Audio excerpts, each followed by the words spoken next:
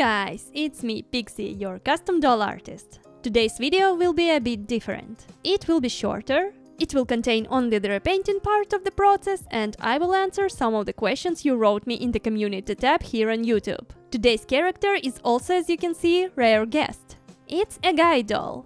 In particular, it is a K-pop idol SUGA from BTS.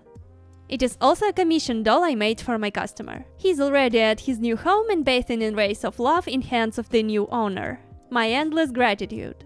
I skipped the whole video process of making this character because, honestly telling, K-pop isn't my forte. And I hadn't much time, so worked off camera. I love some of their songs, so I decided to make something easier and shorter to spotlight final footage. Also, I decided to answer a few of your questions because it is something I can deliver to you. So, the first question is: what got you into doll customization? How long ago did you start? Well, it's a big theme, but I will try to squeeze it as much as possible. I started around 10 years ago in 2014 when I still was a graphical design student in Crimea with my best friend Bellery. I watched the videos of well-known BGD artists back in the days, Andrea, and her channel Nicole's Dreams. I was inspired by the whole idea of BGDs and I couldn't afford any then. Not to mention ordering professional face-up service for a doll from an artist. So I decided to buy materials and make a few tries on cheaper dolls myself.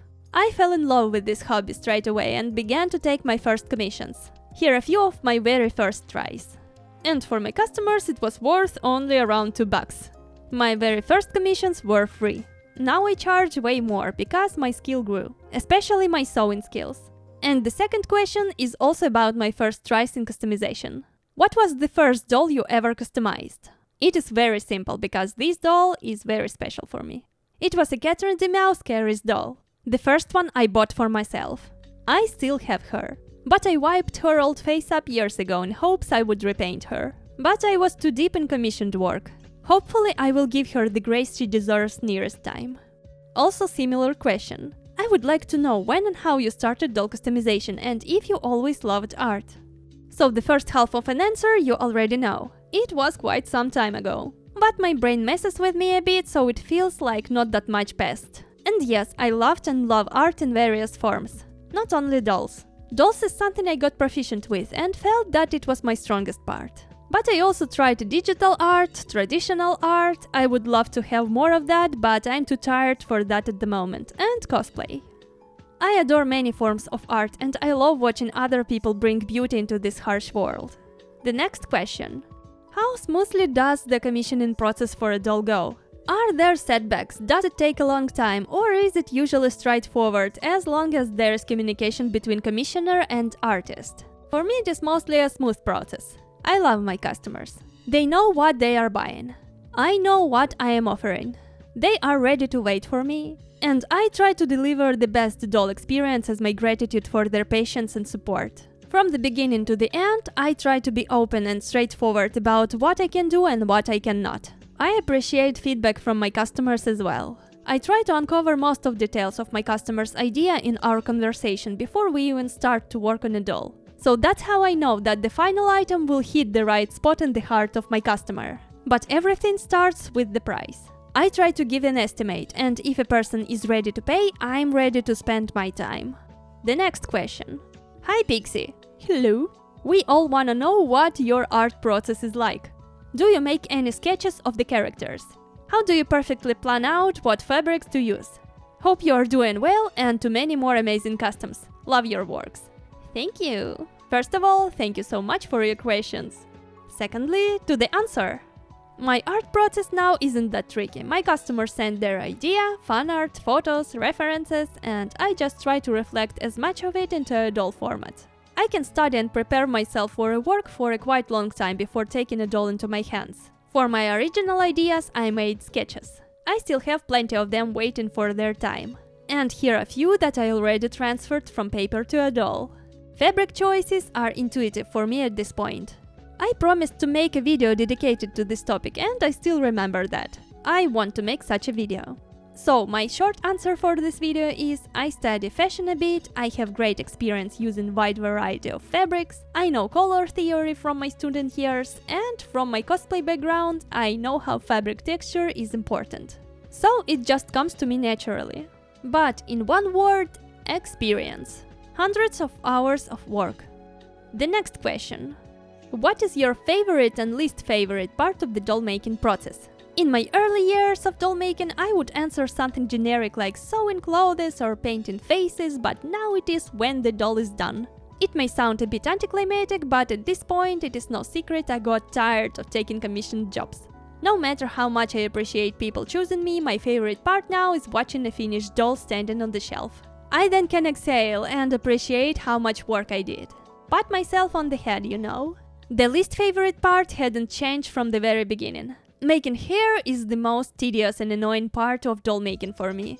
The next question. I'd love to know what was your favorite doll you made. I love your work and it inspires me on my customizing journey. Hope you are keeping safe and can't wait for the video. Thank you. And my favorite doll, oof. That's a tough one. I have plenty of them. So when I tell in my video that I love a specific doll, it is always true. But if I had to pick a few, then those 4 come to my mind. Run Run, my sniper anime kinda doll in Sailor Fuku. I made her for Halloween in 2015, and I never before put that much effort into a doll back in the day. So I can say she was the first who started it all. I mean the idea that, damn, I can do such cool things. Then it will be those 2. Also my Halloween special from 2018. I made them as a summoner witch and a little demon familiar. I love the concept as well as their details and scythe. Yeah. I love this scythe. They were sold in one hand, so I hope they remain together. From 2022 I have a doll you may know well because I have video of her making on my channel. Punica granatum pomegranate doll from Fruit Collaboration. It was divine intervention when I understood how much I like creating this kind of style on a doll. I dream of a day to make something similar to her. In the past 2 years I made 28 commissions and 5 still to go. It may sound like not too much, but for me it's huge. Taking into consideration that I combined those commissions with video making. I truly felt how much work it is. Also, the war aspect went nowhere and it took a toll on my mental health and productivity. Also, I'm still dealing with tons of grief. I do hope that I will recover at some point of my life. So the next question is related to this. I would like to know how you have been personally affected by the war. I would be fooling myself if I were to think that it won't come here as well. You are the only person I know who has gone through it. I am amazed by the fact that you can keep making dolls. You are an incredible woman. I don't know how to answer this question. This amount of anger, despise, frustration, helplessness, you can't match into the words. It is not every day like that. There are better days, there are worse days. The only thing I know, I have to get through it. If you feel like you want to make burdened people here easier, we have charity funds you can donate to. Like Come Back Alive. I will leave a link in the description. If you feel like supporting me, a short reminder, I have a Patreon now, where I upload bits of information and pictures you will see nowhere else about my doll making and video making process, so feel free to join. I will be happy to see you there. So now I feel that I need to concentrate my efforts on finalizing my commission work and switch to something I'd love to make for myself. For enjoyment and the soul, and for the sell. I feel that for the past 2 years I lost some chunks of myself, but also I gained new ones that I still can't get used to completely. In general, I feel like those changes are for the better. I feel myself more solid and flexible, like with new skin. Still vulnerable, but already firm. I have not much energy now, but my fire is on a slow burner. But I make my trembling little steps into the unknown, learning how to live this life. And for this video, that's it. I will answer more of your questions in my next video.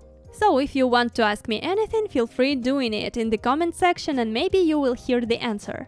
I'm not doing this too often, so don't miss your opportunity. Thank you for staying here with me today. And since it is the end of the video, it is time for me to say, see you in my next videos, guys. Bye! Let's get it. 하늘을 가르는 도시 속의 빛 매일 다른 모습 여기가 무대지 그렇게 똑같고 반짝이는 별 어디든 가는 거야 끝없는 여행 느껴봐 그 감동 전하는 눈파도 손끝에서 피어나는 멜로디 Be free 우린 다르잖아 내일을 채우는 꿈 너와 나의 세상 맘에 새긴 믿음 시작해 매 순간 새로운 미래 모든 게 다 달라 우리가 가는 길 너와 나 같은 꿈 서로의 중심 불을 밝혀 어둠을 지우는 빛 함께 문두엽지 않아 날아올라 이 세상을 가득 채운 멜로디 yeah. 우린 다르잖아 내일을 채우는 꿈 너와 나의 세상 맘에 새긴 믿음 같아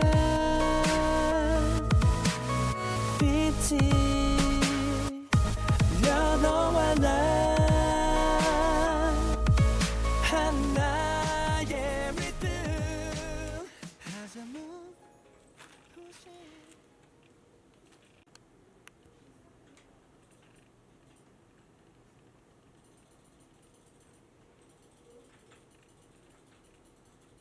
Simba.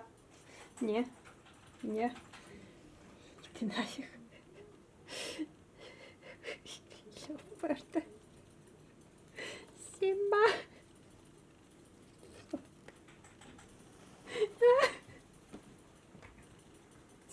Kurwa.